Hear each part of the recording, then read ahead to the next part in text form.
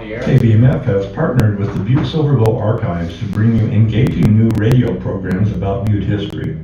The Verdigris Project is a 4-year oral history project funded in part by the National Endowment for the Humanities. You can choose from 3 new KBMF radio productions or new oral histories recorded at the archives.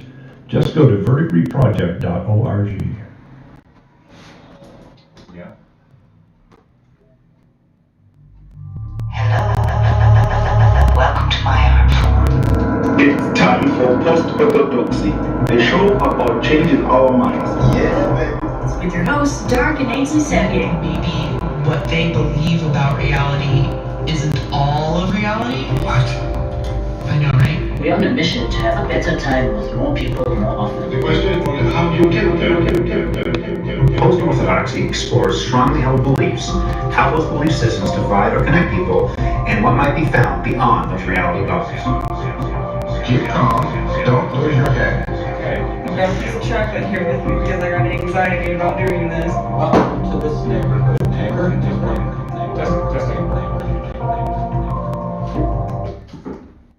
Thank you so much for tuning in this afternoon, and welcome to the neighborhood, everybody. I'm Ainsley Savier, and with me on the station today is citizen DJ Dark Savier. Greetings, citizens. We're all Greetings. citizens Fellow citizens. of the planet. Greetings, humans. Beasties, Salutations, Earthlings. any old folks that might be listening in. And other, yeah. Any old folks. Yeah. Dogs are learning to use public transportation now, so I guess I'm speaking to everyone at this point. That's right. The feral dogs in Russia are using the public transportation system to expand their hunting grounds. Yes. Especially now that the public transportation system doesn't have very many people on it. Mm. Guys, we have learned so much stuff this week. I want to say thank you to the Noracle for another really great show. KBMF is a all-volunteer radio station except for a couple of paid employees at the top. Well, I mean, they wouldn't say they're at the top, but there are a couple of paid employees and about 80 volunteer DJs who come in for shifts at the radio station every 2 hours all week long. And from like 7 a.m. to sometimes 2 or 3 or 4 in the morning, we are citizens of Butte that provide music and talk and comedy and news for Butte and beyond, because you could be listening to us at 102.5 FM locally, or you could be listening to us at butteamericaradio.org/stream, which is worldwide. It's America's most radio. America's most radio. Those of you who tuned into Post-Orthodoxy this afternoon are potentially catching our live stream on facebook.com/AinsleyHelen, or if you like the best quality video, you can go to twitch.tv/theseviers, SEVIDRS. We do these shows to have conversations with people, and we really look forward to your participation this afternoon. Is that you or me? That was me. Okay. After all of the checking, I was like, make sure you turn off your sound, and then I did it. Yeah, so I've been doing some research the last few days about topics that I think are salient. Mm-hmm. I remember you telling me this thing about when you were a stand-up comic in LA, and when you're in the comedy work, and you're like going out to shows every night, everything is funny. Everything is a potential joke. You're just going around your daily life collecting things you can make fun of into Is that a jokes. joke? Is that a joke? Could that be in my comedy could that routine? be a joke? Yeah. And I feel like I'm sort of like that with current events and polarizing subjects. Anything that anybody disagrees on, I'm like, we should talk about that on our show. Right. So we're going to talk about... We have a whole host of Oh my topics. gosh, you've done so much work on cancel culture this week, and that's going to be our quote-unquote main subject. I don't know what the main subject is anymore. I did want to talk about cancel culture. Yeah. Because we mentioned it last week, and I thought maybe we should go there. I also have... I have some proposed subjects for next week's show, which we'll talk about later on in the show. We're also going to be covering our usual SARS-CoV-2 update, as well as the Black Lives Matter movement update. I've been having some interesting conversations with friends on quote-unquote both sides of the issues. Yes. And we have a lot of information to present to you guys. We also got a little schooled this week by our listeners, which we really appreciate. We did. I don't know, schooled is the right word, right? When people are like, well, so some things that came up. Yeah, just like that. Guys, you know, is who is your audience? Who's our audience? Why should people listen to this 2-hour show of the Why two of would us they? talking, other than that we are pretty funny? Why would But they? why would they listen to us talking for 2 hours? And what are your sources? And so I've been meditating on those 3 questions, like, who is your intended audience? Why would people tune into a show like this? And can you share more sources? And so I feel like we've actively been making sure that as we find something really educational and insightful for us, we just share it straight to our Post-Orthodoxy Facebook page, because we got really lax about doing that. Right. We set it up. We set up the Post-Orthodoxy page in order to gather resources, facilitate dialogue before the show. Mm-hmm. Oftentimes, we're not doing research for the show until Saturday. So it doesn't leave... Based on things that we've caught up on during the week. Right. So I'm trying to start talking about the subject for the next show earlier in the week. Mm-hmm. Put some conversation starters on the Post-Orthodoxy page. So you know the sorts of things that we're researching, and it's not just us speaking with confidence. Yeah, the last thing we want is for you to jump from somebody else speaking with confidence to just listening to us speak with confidence. We want you guys to learn how to find your own information. We're sharing sources and looking for sources. Mm-hmm. So on the Post-Orthodoxy page today, I posted one video concerning cancel culture, Mm-hmm. and then in the comments I posted a couple of other videos concerning cancel culture. What is it? And I shared not an article, I guess, but a long Facebook post written by a couple of conservative Christian Black sisters who are responding to people being mad at them for painting over a Black Lives Matter mural. And they're talking about their perspectives coming from a Christian background and a conservative Black experience in the US. And so those are things that I ponder and research. One of my conservative Christian dear friends brought up how Morgan Freeman thinks that Black History Month is ridiculous. And so I went down the rabbit hole of looking up information about that. And we got a really great suggestion from a longtime viewer, Damon, who said, why don't you guys do a show every once in a while, and this probably won't be our 2-hour show, but some more extra content during the week for people who can see the screen, right? Because on the radio, we've still got some listeners that we really care about who can't see things that we're showing on the screen. Sure. And we care about you guys. So, but we would do more of a live stream sometime during the week where we say, my friend says, you know, Morgan Freeman thinks Black History Month is ridiculous. And then what do I do to go into the internet and educate myself about what happened, what has been the response since then, what was the context of what happened, What was the context? What are the different facts going around, and just show you guys the click hole of research that we go through on various topics, so you can see what we're doing to prepare for these conversations that we have. Right. I wanted to share, I also shared on the page a video, it's an interview with a doctor named Zach Bush. What kind of doctor is he? Well, I just looked him up. Funny you should ask. Zach Bush is a physician specializing in internal medicine, endocrinology, and hospice care. Endocrinology is your hormones and your glands, like your lymph nodes and things, part of the immune system. It says that he's an internationally recognized educator and thought leader. Okay. Like a public intellectual. Yeah, like a public intellectual. Like Cornel West.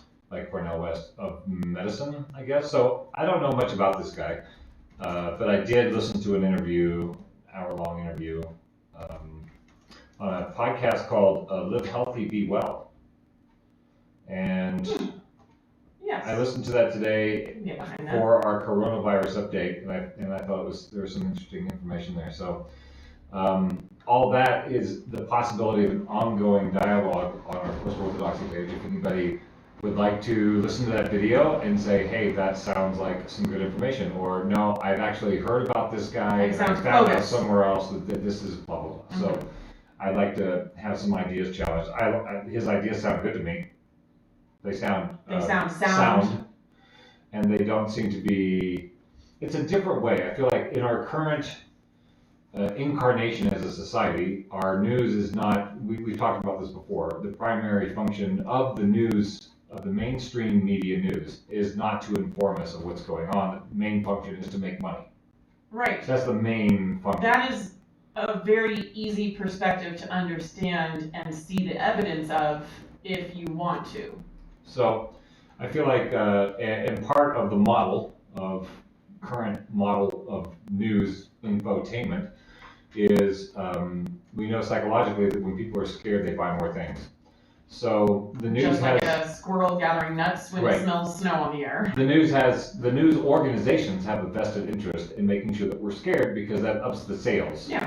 You need to protect yourself, you need to be more like the Joneses, blah, blah, blah. So looking for other sources, this seems to, I know a lot of people who really like Rachel Maddow for her storytelling and her breakdown, like taking a complex subject and really doing background, context, weaving it into a historical perspective to try to help people understand what's happening in real time today. And a lot of people really appreciate that style because it is not just straight, it's journalism, but it's not straight news. So I'm not seeing a lot of that on the mainstream news where they're actually talking about our immune system, how it works. What is No one's talking about it. virology and what are viruses and how do they How do work? they actually, what are they doing on the Do planet? they have a function? Is there a holistic way to approach this subject rather than a fear-based way? And so this program that I posted on the Post-Orthodoxy page is called Zach Bush on COVID-19 glyphosate and then something else because it ran off the page. And since we're keeping in mind the things that were brought to our attention by our listeners this week, who is our audience and why would people listen to us? We are not here to give you the answers. Right. We are here to make asking the questions more accessible, more normalized, more intelligent, and open some doors. We're just opening some doors. You can go through them if you want to. I think for myself, I'm sharing my process of trying to understand what the hell's going on In the world? in the world with all the things, with things that are I think a shared. lot of us are trying to understand, and maybe our process can be helpful. I got maybe a different process than most. Yeah. So that's another subject. So we have Cancel culture, cancel culture, conservative blacks and Black Lives Movement, Black Lives Matter movement, right? COVID-19. COVID-19. Okay. Yeah. Where do you want to start? Oh my goodness. Let's start with the COVID-19 thing because I think we have been starting with it at the show, so it might Okay. just be good to open up because that seems to be the thing on everybody's mind. So we're not talking about case numbers. No, although no, we no. can tell you scientifically and globally numbers are going down. Case And numbers you could go find that out for may be yourself. going up, but the deaths are going down. Right, that's what I meant to say. Right. Yes. Scientifically and globally, the death rate is in decline, even though case numbers are going up. And that's naturally what happens virologically anytime a virus sweeps around the globe. Right. So I have a And who's that guy that we like to follow? Michael Lovett? I'll share a link. Yeah, share a link to Michael Lovett. Michael Lovett is, he's the Nobel laureate, right? Yes. He's a highly educated scientist working with a bunch of other highly educated scientists and statisticians talking about the history of viruses on the planet and how they behave statistically.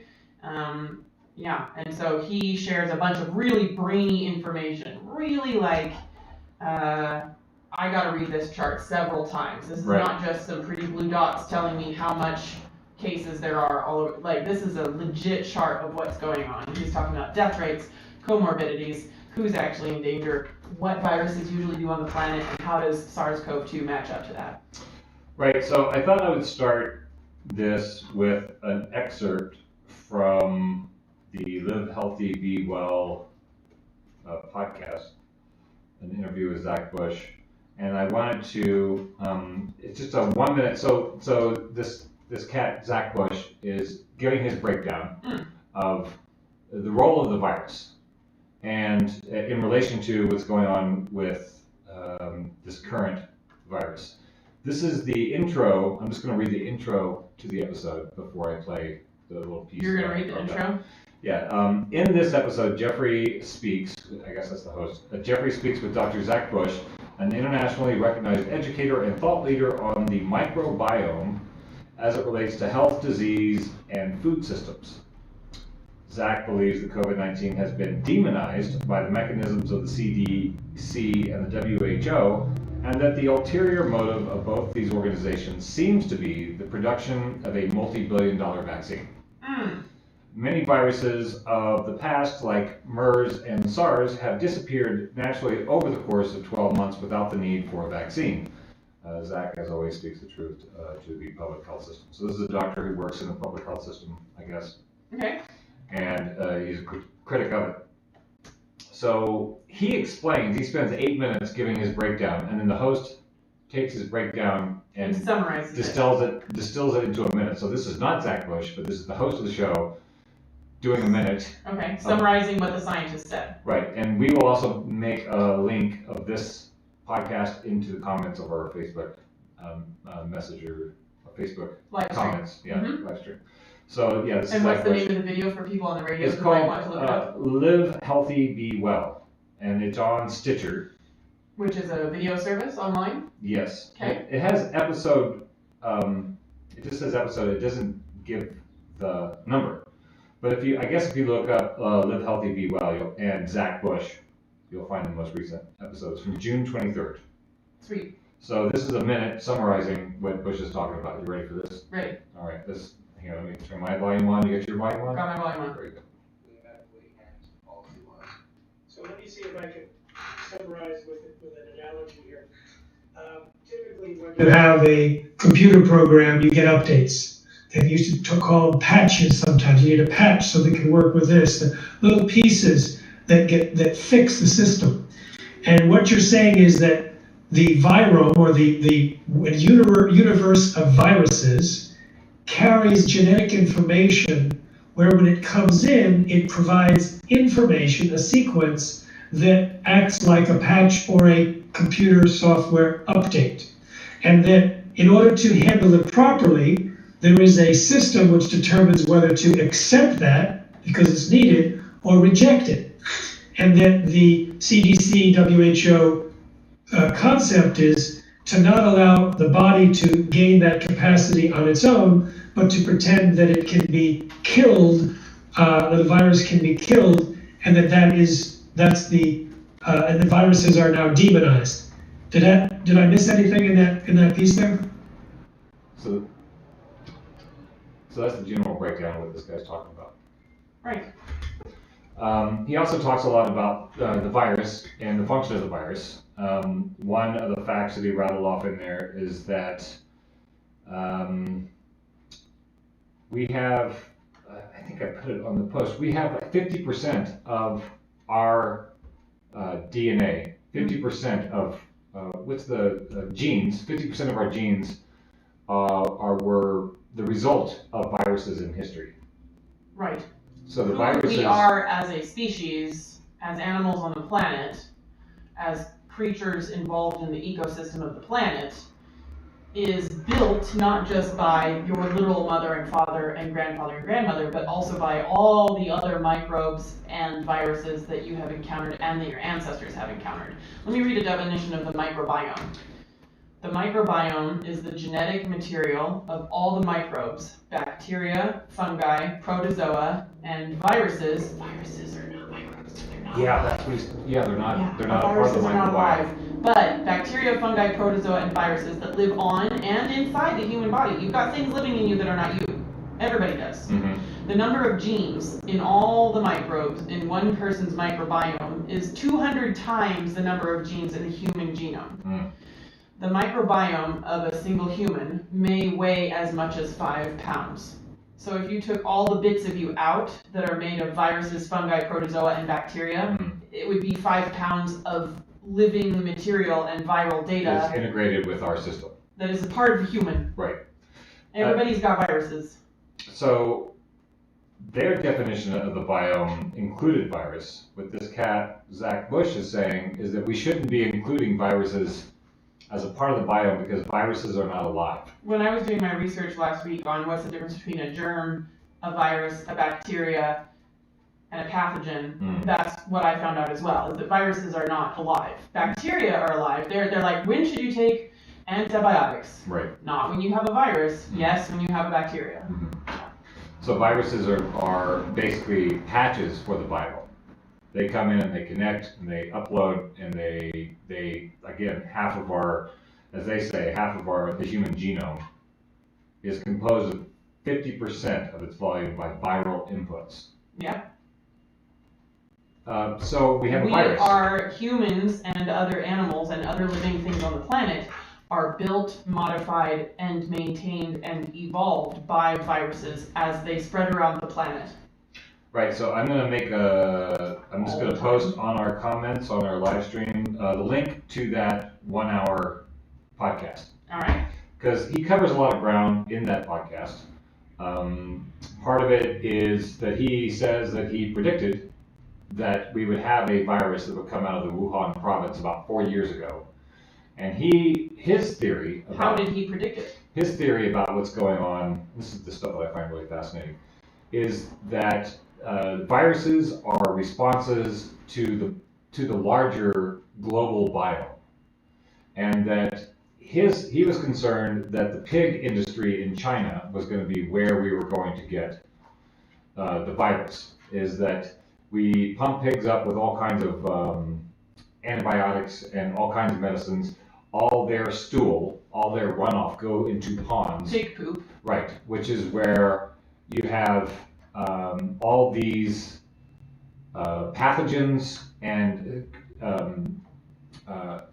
pig-related biome that is now battling what is attacking them, which is antibiotics. And so the cesspools from the slaughterhouses are giant ponds of pig poop. Giant ponds of pig poop where these processes are taking place. And so there's a battle of virus versus antivirus. So just to make it super, like break it way down, because we don't want to assume that anybody knows anything. You know, I mean, sometimes you have to make assumptions to have conversations. But since we're learning and we are trying our best to be educational, poop is not dead. Yeah. Poop is not dead. You have to heat it up to 140 some odd degrees to kill all the pathogens that might be living in there. Right. Right. And we associate pathogen with bad, but pathogens and microbes are not sinful. They're not demons. They have a function in the universe, and sometimes that function causes people to get sick, and sometimes it doesn't. That's part of our evolving conversation today. Poop is not dead. We're pumping the pigs full of antibiotics, and there's like what you're saying, there's like a tiny microbial war going on in these giant puddles of ponds of pig poop in China. We know the overuse of antibiotics can cause whatever they're fighting with the antibiotics to become resistant. Yeah. Right. Those studies I've seen that a long time. Like, use of antibiotics causes like mutation and evolution. So his story is that the larger biome of the planet is suffering from glyphosate, among other things, which is used in Roundup, and that when you spray it, it kills everything. That's the idea. Glyphosate. It's a Monsanto chemical. Part of Roundup. It's used in Roundup. And the idea is that when you're killing in large-scale agriculture and the meat industry, when you're using these wholesale killers to take care of pesky things like viruses and stuff pathogens, that annoys us. Right. What you're doing is nature will respond by creating viruses. So because wait, why? The virus is there. The viruses are the result of this battle between the biome being attacked and the living organisms on the biome. So bugs and pathogens and microbes are a natural part of the evolution of the planet. Right. But because humans and the things that we want to do, such as grow a ton of corn reliably every year. Monocropping without interference of every year the same amount of corn, no matter what the seasons or the bugs do. So we fight off the natural ebbs and flows of microbes and bugs and stuff. So if you spray for weeds, you may also be killing a part of the biosphere in the soil. Yeah. So the idea is, what I'm learning from this podcast that I was watching, is that he was saying that when you look at when China had everybody's, when the COVID cases went down, he said you can track it in relation to the particle, what's it called, PM2? PM2 is particulate in the air. Pollution. PM2.5, right. Pollution, particles in the air. So he's saying is that this particular virus, what they're finding out is that people who are most prone to this virus, diabetics and other people with pre-existing conditions that are taking certain kinds of medication, cause this virus to clump up in them and be a delivery mechanism from toxins in the atmosphere, namely cyanide, which is coming out of our industrial, especially in China, coming out of industrial production. So what you're saying is the particulates in the air, no wait. Mm-hmm. People on certain kinds of medications and with certain pre-existing conditions, the medications that they're taking are causing SARS-CoV-2 to clump up, and rather than just be a virus that passes in and out of you, it's now carrying pollutants It into your becomes system. a vehicle for pollutants. They're saying that a lot of the people that had to be intubated earlier when they were putting them on the respirators, Right. they thought that was part of the virus. What he's saying is this is a result of the treatment of this virus, which had particular effects on people with particular which is why we're seeing tons pre-existing conditions. tons He said of deaths if you treated in- people for okay. cyanide poisoning, instead of trying to figure out how to stop the virus, but if you treated it for cyanide poisoning, we would have had a much lower death rate at the hospital, because what's happening is the effects are mirroring what are cyanide poisoning.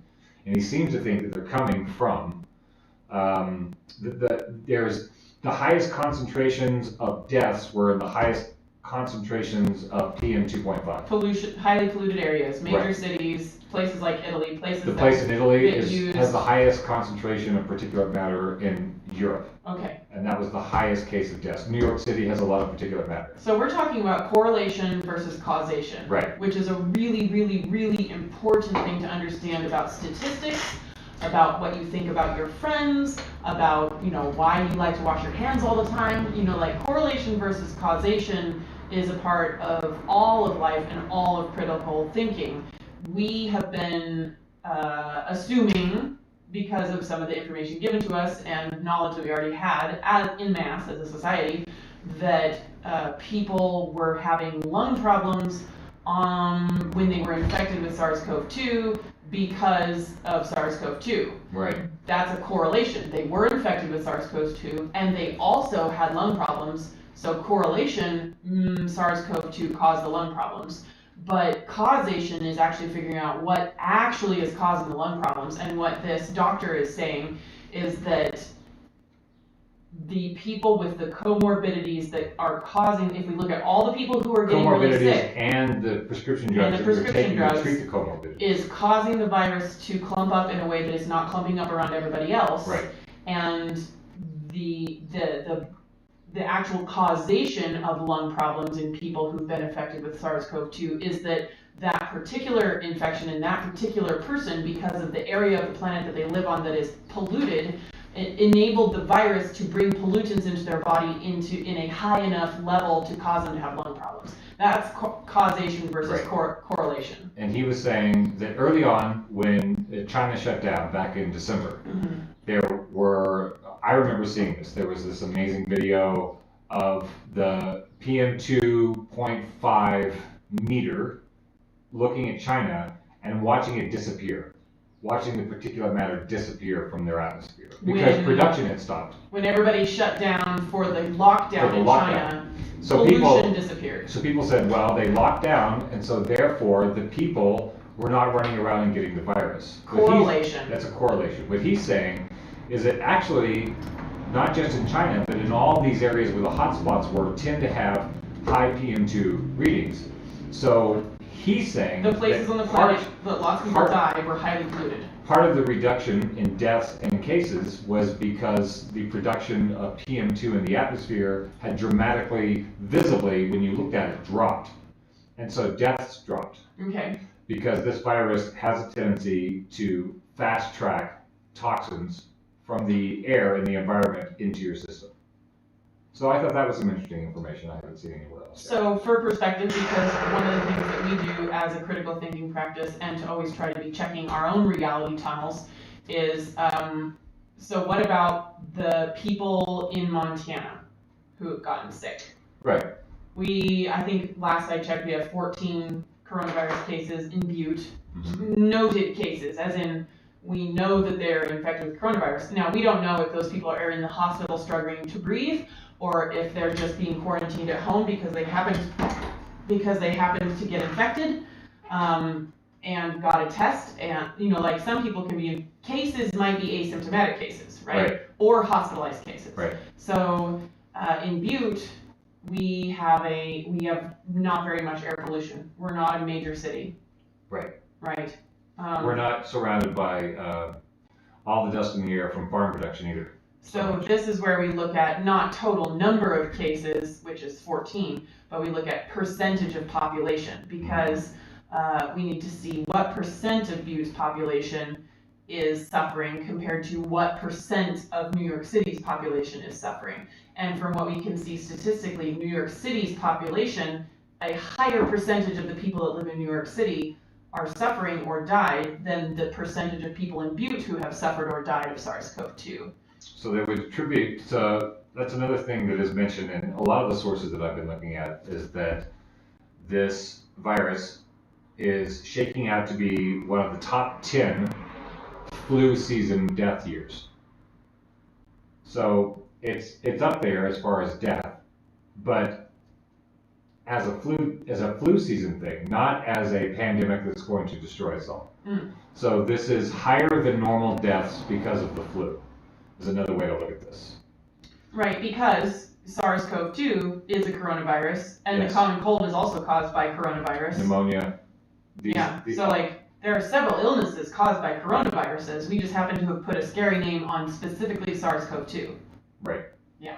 So you can find the research and find out how many people actually died from what would be normal pneumonia, the normal flu season pneumonia. The CDC website breaks those numbers down for you. A lot of people are throwing those numbers into the total death toll, which makes it look like, oh my God, 150,000 people. Mm-hmm.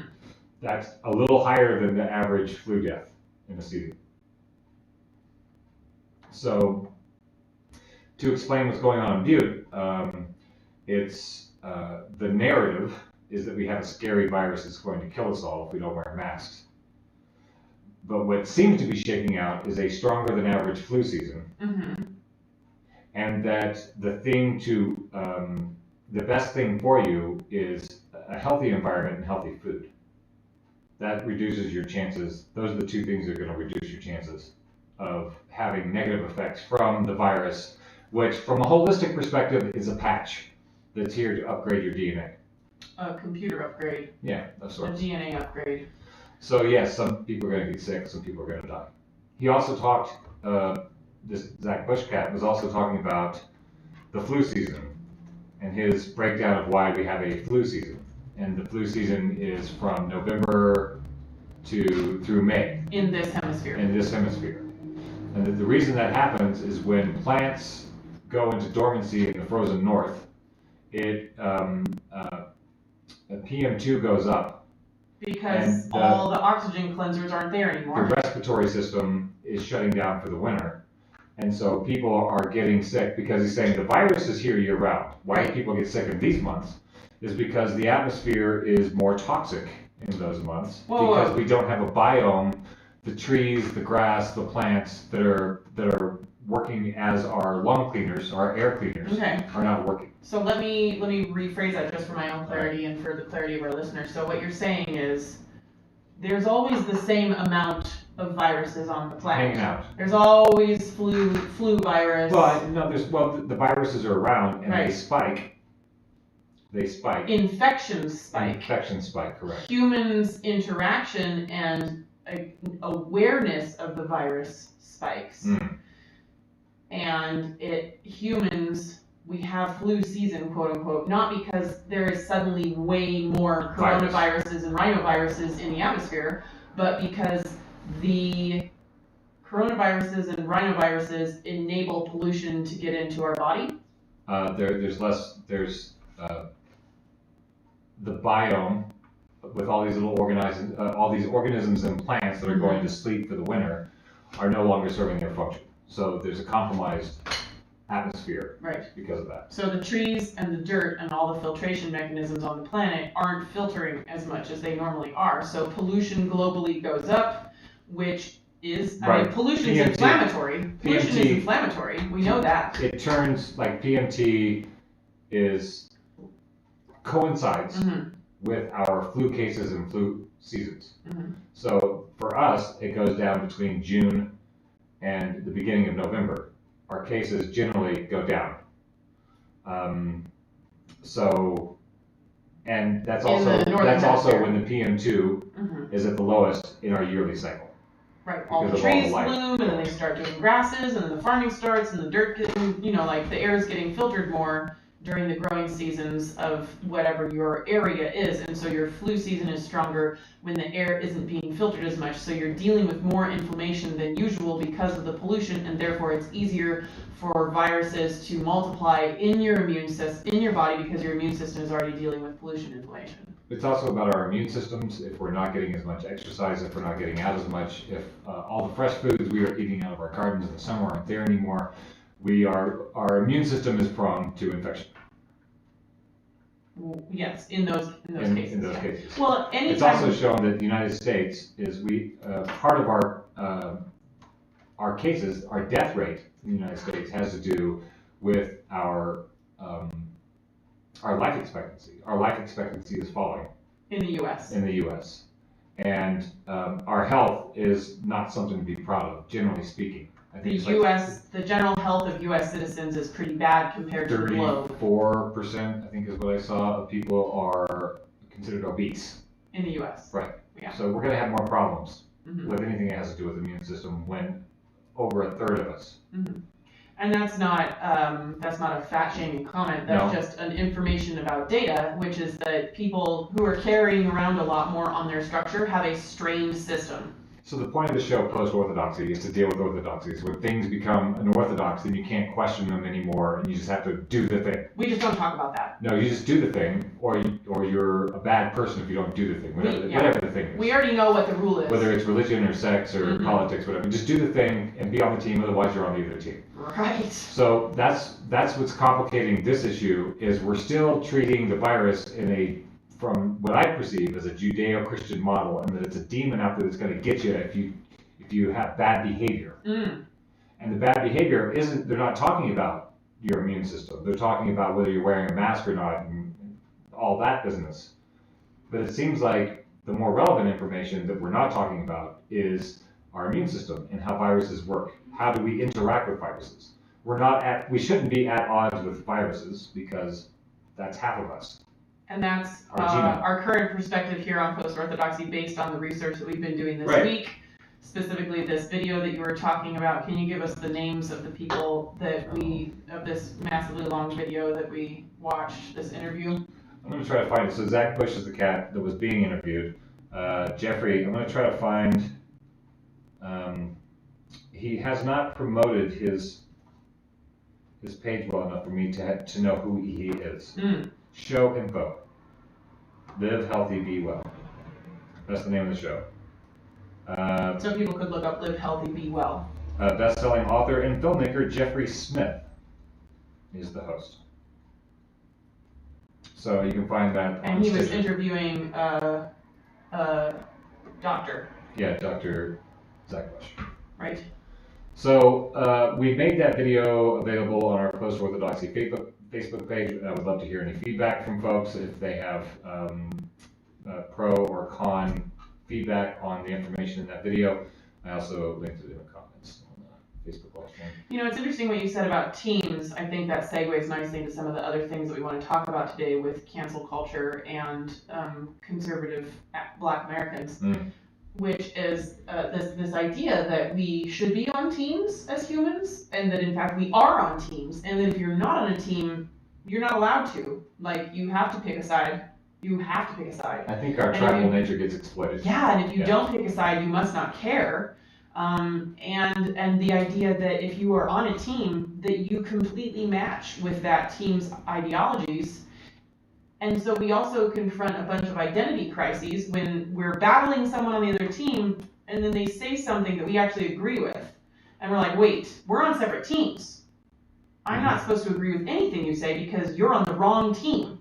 Well, it turns out, When in fact, right. like all of human identities and thought bubbles and perspectives are constantly intersecting like Venn diagrams, circles that intersect each other a little bit, and there's carryover and crossover. That's what's making us so dumb right now, is that Donald Trump said hydrochloroquine was useful. And so everybody immediately panned him and said that's idiotic. And everybody on the other team. On the other team. And then all his fans went out and bought it all out of the, basically cleared the shelves of it. It turns out that it does have some use in treating some of the symptoms of COVID-19. At the correct stage of illness. It has an application and it's useful. But to even have that conversation almost puts you, because Trump said yes, it's almost like the people who are opposing treatment have to say no now. Like the clock is right. The broken clock is at least right twice a day. Sometimes Trump says things that is accurate. It doesn't mean because he said them, they're accurate. He says, the odds of good things, of positive, verifiable, reliable things coming out of his mouth, in my opinion, is low. Well, identity politics doesn't just have to do with if you attack what I believe, you're attacking my identity. It also has to do with if you believe this, you are a certain kind of person. You're in another tribe. I'm putting identities on you because of the things that you believe, rather than just listening to what you say. And you can substitute Trump for any person you disagree with. So-and-so that I don't like said this thing, therefore that thing must be done. So to wrap up this coronavirus update, it seems that you can understand about what's being discovered with this virus. There are things being discovered every day. There's new information. That's how the scientific process works. The data is accumulating, and from that, things are being extrapolated. Understanding is happening, and you can know that. You could know that maybe some of the premises that have been going on for months are no longer relevant because there's new information. You could look up the difference between an infection and an illness. You could look up the difference between a virus and a bacteria. You could research things that suppress the immune system versus boost the immune system, and you could understand how inflammation works in the human system. So to go back to the original point, which is you can know what's going on, or you can just be afraid of this virus. And I feel like if you're looking through commercial channels who are vested in having a frightened audience because it sells more things. They're not going to tell you things that help you feel better about what's going on. They haven't been so much. I wouldn't think they're going to. It's not in the business model. Right. So anyway, there's information out there, and if you have information that we don't have, some data, right, some sources, please feel free to post them in the sidebar here on the live stream on Facebook or the Post-Orthodoxy Facebook page. Please make a post, make a comment, clue us in, because we're on the hunt for good information. And you can always find an email on buteamericaradio.org where you can send questions, comments, or frustrations about the show. We love fan mail, whether you like us or not. That's not all fan mail then. Well, isn't it all fan mail? Because you have to like somebody a certain amount to want to get mad at them. Listener feedback. Listener feedback. Right. So we have other topics we can move on, I guess. Yeah, we were talking about, I think the team mentality thing feeds very nicely into the cancel culture thing. Okay. It's 4:44 in the afternoon. I have to play an ID briefly, and then we'll be right back. Sounds good. KBMF is supported by Let's Get Moving, a Butte moving company offering a wide range of moving services to and from residential and commercial locations in Butte and across the state. Let's Get Moving handles any and all forms of heavy lifting. What did you say? For more information, including quotes, call 490-5521 I'm posting information. or visit letsgetmoving4u.com. Thanks, Let's Get Moving. That's cool. So cancel culture? Yeah, it's all connected. That's the tagline of our show today. It's all connected. Cancel culture is what happens when you have to prescribe to all the things your team says, or else we're not going to talk to you anymore, because if you say the wrong information, we're not going to listen to you. And that feeds very interestingly into a little tidbit from this video you were watching, which is talking about how hate speech is not excluded from freedom of speech by the US Constitution, specifically because anybody can say anything that they don't like is hate speech. Yes. If you disagree We have with to me, be able to say things that other people don't like, otherwise we're all just going to get stupider and stupider. yeah, freedom of speech is still something that it's at the core. The idea of freedom of speech is at the core of this cancel culture. That doesn't mean that you need to allow people to say hateful things to you without saying something, and that doesn't mean that privately owned businesses or et cetera, can't tell someone to leave because they were being hateful. But it also protects people from just getting blackballed out of something because they said something that a certain organization doesn't like. So Merriam-Webster weighs in. Is that? This dictionary. Oh. Merriam-Webster defines the act of canceling, also referred to as cancel culture, as the removal of support for public figures in response to their objectionable behavior or opinions. This can include boycotts or refusal to promote their work. This is another Twitter addition to our vocabulary. The term has been credited to Black users of Twitter, where it has been used as a hashtag. As troubling information comes to light regarding celebrities who were once popular, and that's what it is, they've been canceled as people. Once popular, such as Bill Cosby, Michael Jackson, Roseanne Barr, Louis C.K., so come calls to cancel such figures. Right. So that's cancel culture canceling a subscription. Right. That makes sense to me. Right. As a thing to do socially. Mm-hmm. I think we humans have been doing that long before the term was coined. Right. We just happen to have language to describe it very succinctly now. Cancel culture. You've been canceled. We're canceling J.K. Rowling. I specifically am not canceling J.K. Rowling. I'm just saying that I'm also not canceling J.K. Rowling. Okay? Right. There aren't only two teams in the world, guys.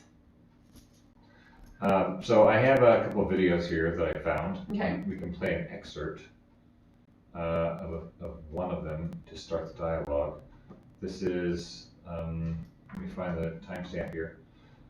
This is a little short film by a guy named James Damore. It sounds like he's Australian, right? Or is he New Zealand?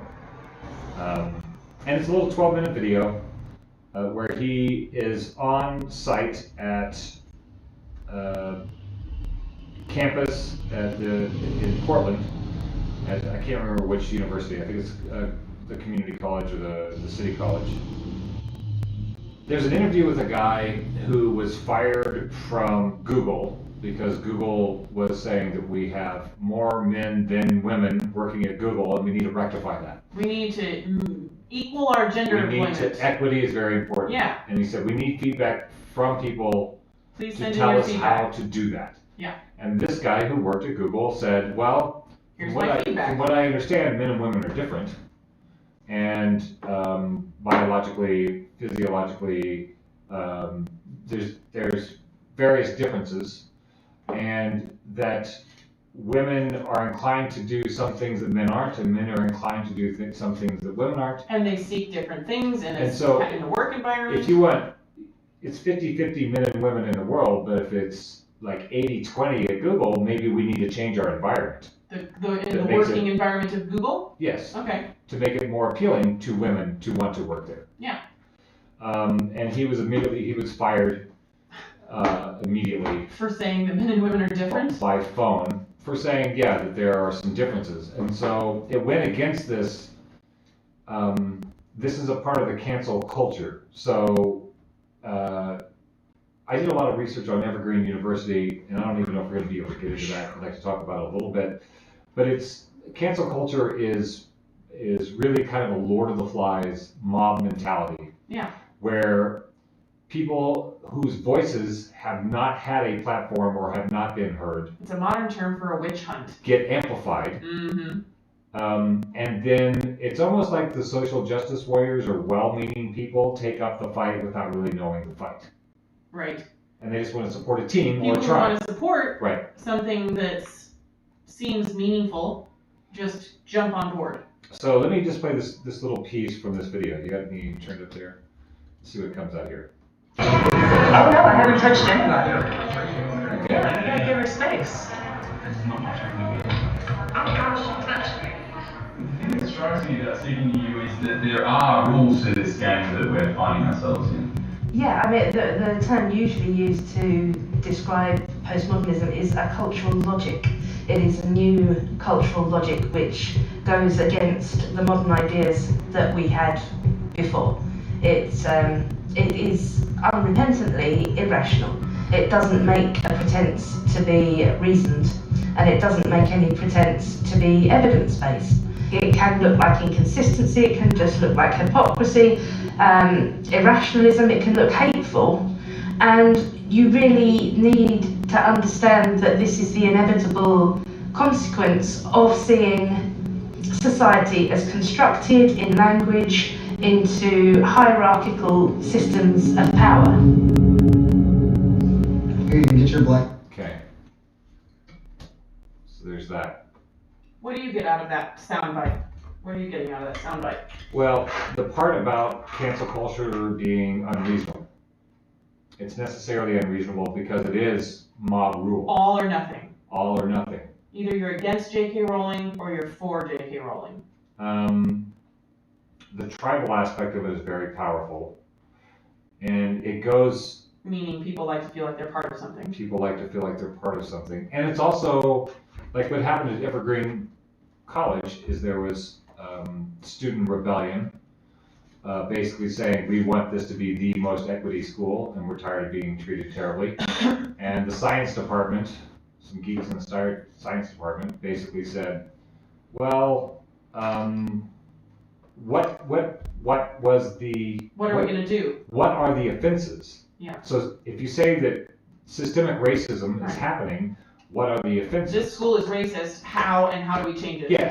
What are the offenses? What are the specific instances? And that was enough to get that guy canceled. Right. Because he should have just said, "You're right. This school is racist." Grr. So they were making some moves for more equity, but it became unreasonable when they said you asking that question is a part of the racism. Wow. We shouldn't have to tell you about the experience. Okay. It just needs to be rectified. That's a good point. I think it is important for white allies who are interested in knowing what's going on in the country to not put further burden on minorities who are experiencing structural racism to also do the educating. I think that's a really good point. I think if you say you want to be an ally and you want to know what really happened in this country over the last 200 years, go do the research yourself. Don't just sidle up to a black friend and say, oh my gosh, I want to support, tell me what happened. Right. Teach me how to be a good non-racist person. There are books written by black people with PhDs that you could read about how to be anti-racist. Educate yourself. So what happened is that this cancel culture, the unreasonableness of the cancel culture, came up against the scientific method. These people who are scientists like, well, let's solve it with science. Let's look at some data. And they're like, no. If there's a problem, let's figure out what the problem is and solve the problem. And so a sort of very scientifically minded person came up with what is a very emotional force. Of course. So the idea that this is the part that is really frustrating for me is when some structural change needs to be addressed and there's movement towards that change, there are supporters who get involved who end up derailing the work that needs to be done. One thing that I saw when I went to Standing Rock is that a number of people came out to support and make it an environmental movement to save the river. And the people who started it, the Sioux, were like, this is not an environmental issue as far as you know. This is a prayer camp. We don't see ourselves as separate from the environment. We're not talking about the environment. We are the environment, and you're coming from a different perspective that is undermining our way of life. So well-meaning social justice warriors went to Standing Rock to fight for the environment, and they were told by the locals, you don't know what you're talking about. Because you're bifurcated between white humans people growing up and the environment. Okay. And we are not separated Well, from the that's, I environment. mean, it's just permeates our culture, this Judeo-Christian biblical concept that God made the whole planet, and then he made humans afterwards because he was still lonely, even though he made the whole planet, and he gave the planet to the humans, and the humans are special. They're made in the image of God, they're not animals, they arrived on the scene as is the way that we are expressed today, Yeah, some Homo people- sapiens. Right. Even if you're not Christian, you're still using the language of that Influenced paradigm. by this idea that humans are a separate part of the planet, instead of we're just another species on the ecosystem, baby. Right. So that's part of the problem with the cancel culture is once cancel culture is a Twitter creation, so is Black Lives Matter. The term. Yeah. So was the Capitol Hill Chaz. autonomous zone. That was it just sparked on Twitter and then it became the thing, and it may not have been the best name for the thing. Right. And it led to a lot of, people talking about the name more than actually talking about the issue behind what inspired the name. So this is part of the problem of the cancel culture issue. And it can happen to you. Right. I've been canceled before. Yeah. In a group of folks.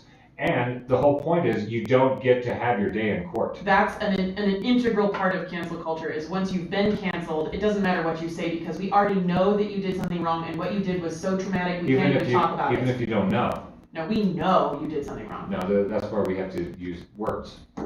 Because people hear that something happened and then they cancel. Right. Because they want to support whatever the movement is. Me Too movement, Black Lives Matter, Standing Rock. So there's that moment, and I'm going to make I posted this on our Post-Orthodox page, but I'm going to post a link to this video in the comments on our Facebook page because the whole 12-minute piece is, I think, worth watching. And what's the name of that piece for our audio radio listeners? Yeah, James Damore and Helen Pluckrose and The Second Culture. The Second Culture. She's calling The Second So you Culture. can look that up on YouTube if you'd like to watch the whole video. Right. It's really awesome because they all have great accents the whole time. Right. It's another perspective on what's going on with cancel culture. I wonder if anybody on the globe likes U.S. accents. We have so many accents in the U.S. Right. And there are a ton of accents in Great Britain and a ton of accents in Spain. Like, I just wonder if anybody watching U.S. television ever thinks, oh my gosh, I just love all these accents. I know that Mokai really liked the Kentucky accent because he was amused by it. He was definitely amused by it. That was one video that I pulled out to look at this cancel culture topic. There was another interview with Steven Pinker, who's one of our intellectual genius. He's a Canadian psychologist. One of those guys with a super high IQ. Super high IQ guy. He, with J.K. Rowling and Salman Rushdie and a bunch of other notables, Margaret Atwood, Pinker, they wrote an article that was in, I'm trying to figure out where the, Harper's Magazine, basically saying that cancel culture had gone too far. Okay. J.K. Rowling being one of the people who have been canceled. He's saying she shouldn't have been canceled? No, he's saying that the problem with cancel culture is that it's not reasonable and that we can't really address grievances and deal with things because of the unreasonableness of having to cancel someone. So I'm going to share... Of not having your day in court, of being able to just dock somebody because you heard something. Like, for instance... out of context. How many people who have canceled Louis C.K. actually know, the whole story of what happened to Louis C.K.? With what did he do? Do you know what he did? Do you know the context of what he did? Do you know who he did it to and what was said before, during, and after? Will we ever truly know anything other than the first-hand accounts of the people involved? But for many people, Louis C.K. is just over. They're never going to look at it again. We have a very fast-paced, short attention span society. We canceled Louis C.K. I like my friends to know that I care about the Me Too movement, and so I'll just not like him. Or like him closeted. You'll just... Right, just not say that I like him. Watch him at home and not share. Oh, I've experienced, on top of us being canceled by a friends group of ours here in town, I have also experienced cancel culture in that I never tell anybody when I eat Chick-fil-A. Because you're not supposed to eat Chick-fil-A because they continually donate money to anti-LGBTQ plus groups. Right. Groups specifically trying to create laws and social structures that prevent LGBTQ people from marrying, having health care, taking care of their spouses, adopting children, things like that. Right. And Chick-fil-A keeps donating to those people, even though they've said they're not going to donate to those people. And so we've canceled, quote unquote, we have canceled Chick-fil-A. If you're woke at all, you don't ever eat Chick-fil-A. And you kind of tell everybody you don't eat Chick-fil-A. So how do you justify eating a Chick-fil-A? I don't think boycotts work anymore. I have to say that their adaptation to the virus and the drive-through process is sort of like German engineering. Every time I go through a Chick-fil-A drive-through, I'm in awe of their system. Yeah, it's an amazing and their system. Customer service. However, I'm also mad at them. Like, my anger at Chick-fil-A makes a difference on the planet. Like, this is the thing. Right. We might actually, as a society, cause J.K. Rowling's book sales to fall. We might actually do that. I do not have confidence that civilians, that a certain group in America, in the U.S., not going to Chick-fil-A to eat is going to make any difference in Chick-fil-A's power on the planet with how massive they are and the support that they have from our enormous conservative Christian and religious groups in the U.S. So I'm going to share this article from Harper's Magazine, A Letter on Justice and Open Debate. Okay. So people know what you were talking about. Right. Folks, if you're really curious, like, where are they getting all this information? Right. You can too. We did a great show. All the best words. We did a show, and some people liked it, about how to find reliable information. A few months ago, where we talked about... It's not always easy. It's not easy. It's like hours of videos and long articles with words that you have to look up the definitions about, and then going and finding the counter arguments to those videos and articles so that you aren't just going along with something that fits your confirmation bias. You can be educated continually by the internet. You can be active in causing yourself to know a lot about a particular subject. There's a trend going around where people are saying, oh, everyone's an expert now because of the internet. Oh, you learned that off the internet? Oh, you need to go do your own research. And I don't just mean Google. And I'm like, you know, search engines are how people find stuff. Right. I guess you can use DuckDuckGo.com if you'd like to. Or... Well, where are they getting information if they're not getting it off the internet? Are they getting it off their Facebook feed? I guess books. Yeah, where are you getting information if you're not learning on the internet? MSNBC and Fox News? TVs, CNN. pastors, books. You could be reading books for all I know, I guess. You could be going to... Well, I don't know how you're going to find updated coded information in a book. You can find a book and learn about virology, right, and understand the function of a virus in the human biome. You can find a book about pollution. You could find a book about the immune system, and then you could put them all together in your mind. Well, I like Googling people who've done that work. Yeah, other people have done the work. And then show me their work. That doesn't mean that you are a less of a human because you didn't get a PhD in virology. That's not the problem. The problem is people just want one-size-fits-all information. Sorry. This is what happened with taking a medical issue like the mask and turning it into a political issue. The mask has an application, it has a place, but when it became yes mask, no mask, it just became a polarizing issue and did more harm to our knowledge of what is appropriate. Our humans' ability to think clearly. Yeah. So it's unfortunate, and it just, yes or no. No, it's not that easy. Sorry, medical isn't that easy. Viruses aren't that easy. Yeah. You have to understand how things work, and just saying yes and no only gets you so far. But the good news is it doesn't have to be hopeless. It doesn't have to feel hopeless. You can choose to dedicate time to benefiting from the research other people have already done. It doesn't make you a bad person if somebody else did most of the work. It doesn't make you a bad person if somebody else did most of the work. You can go and find YouTube videos and podcasts and articles and scholarly journals all over the internet where people have already done the work and coagulated it down into an edible piece of information that you can fit in over coffee in the morning or on your toilet breaks. So we all know you're taking your phone into the bathroom. So I think I came across Zach Bush because I'm interested in other theories of medicine beyond germ theory. And we've talked a lot about bioterrain theory as another model, another lens with which to look at our situation and understand it. And I think through going down that rabbit hole is how I ended up finding this guy, who actually talks about the system, the biological systems. Of the whole human and the whole planet. Right.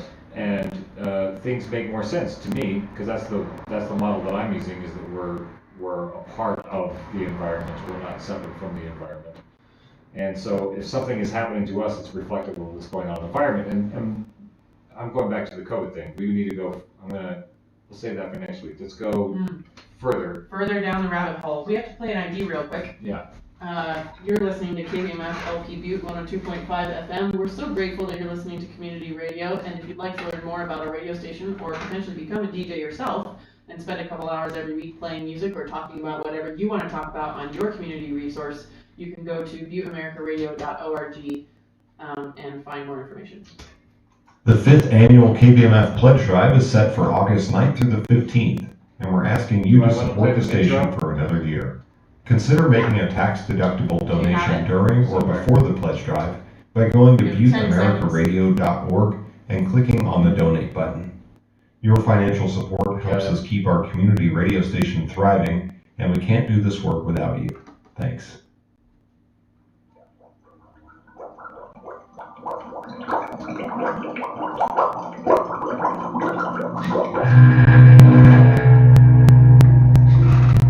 We interrupt our program to bring you this important message.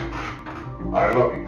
For more information about Turk and Ainsley and on our social media linkage, visit beta.pi.me online. That's beta.pi.me. Post-Orthodoxy. Post-Orthodoxy. And I'm post in the borderlands. What's outside your reality bubble? Now back to our show.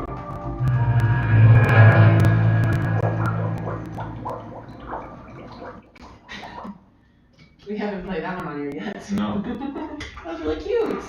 Thanks to everybody that helped us make our intro, outros, and intros. Right. I'm sure it will evolve over time. Yeah. It's a nice thing to say. Yes, It you will can say evolve that. over time. Yeah. Like a virus. all of them do evolve. All right, so topics for the second hour. We can make a brief, Say it. sudden All right. left turn into Black Lives Matter, or is it so sudden? Because actually, really, it's all connected.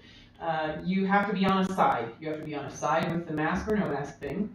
You have to be on a side with the Me Too movement. You have to be on a side with abortion. You have to be on a side with the Black Lives Matter movement. It's a lot of sides. And it's a lot of sides. And there's this idea that, especially in the US, that there are only two, and one side has all the right answers and all the right beliefs, and the other side has all the wrong answers and all the wrong beliefs. Right. So, wrong.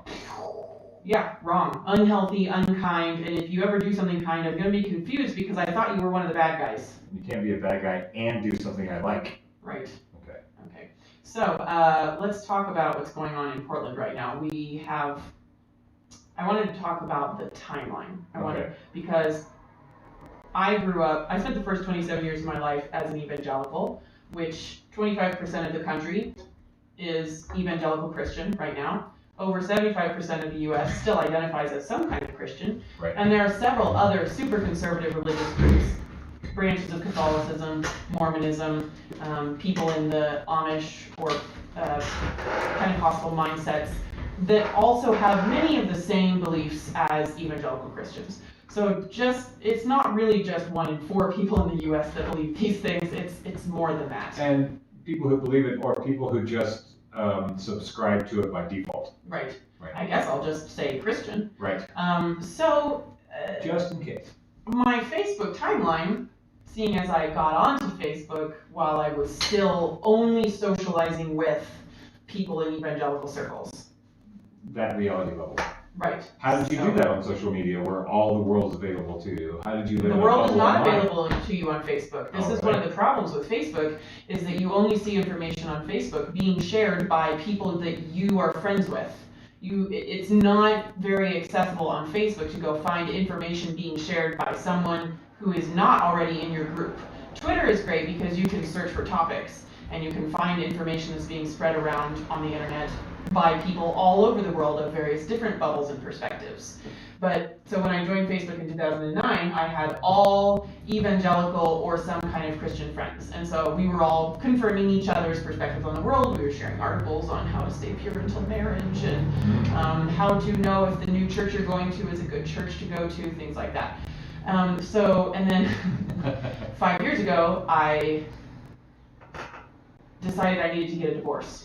And because of the way that I had been raised, I believed I wasn't really allowed to be a Christian anymore if I was going to get a divorce. Because good Christians just don't. Right. He wasn't beating me. He wasn't watching porn. He wasn't cheating on me. Right. So I didn't have any reason to divorce him. Why would you do that? I made a vow before God. So the way that I was raised, I really basically felt like I didn't get to keep asking God for help and solace and comfort and guidance. Since you were apostate. When I had basically just thrown his rules in the trash by getting a divorce. So I left. I stopped going to church. I stopped reading my Bible. I stopped praying. And some of that was refreshing as a person who'd been doing all of those things multiple times a day my whole life. I felt like I had plenty of church and Bible and prayer to last me for a couple of years. And then I started making friends on Facebook with people who weren't evangelicals. And then what happened? Well, I started seeing different things on Facebook than the things I was always seeing. And I started realizing there are a lot of different perspectives in the world besides the perspective I was raised in. Nowadays, if one were to put a judgment call on my Facebook timeline, one might call it schizophrenic. Because I scroll past Me Too movement articles and articles about how Trump is a horrible person because he knocked down an ancient saguaro cactus to build the border wall. And then I also have articles on how these damn protesters are shooting federal agents with bullets. They're beating up our hardworking police force. Law enforcement. This is why the protesters are a problem. And how can we possibly expect our police force to deal with mobs like this when they're defunded if they're already having a hard time with all the funds we've already given them? We can't defund the police. And then you have another Black Lives Matter post after that. Yeah. So a lot of my friends, I want to talk about some things that my quote unquote, and for the sake of ease of conversation, I'm just going to divide them into liberal and conservative. Okay, just for convenience. Even though that's not really how it works. It's not the way it works. That's not only two teams in the world. I'm just going to model it this way to use it in a thought experiment. For the sake of convenience. Yes. Because I've already spent 10 minutes leading up to it. Right. So a lot of my liberal friends in this age of mask or no mask or die are wondering, how are the people who are so anti-government telling me to wear a mask so pro-government telling women not to get abortions?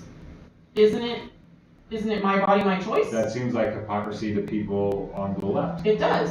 And then on the other hand, I have all my conservative friends sharing stories from all the conservative black people in the US.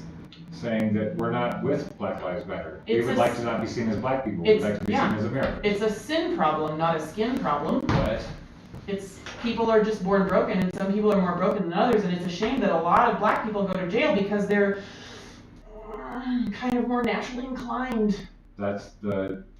And they look at it as like not a ha-ha, look at those people. It's sad. It's sad. It's sad that certain ethnological groups, I don't know if that's the right word, certain ethnic groups are just more generationally predisposed to crime.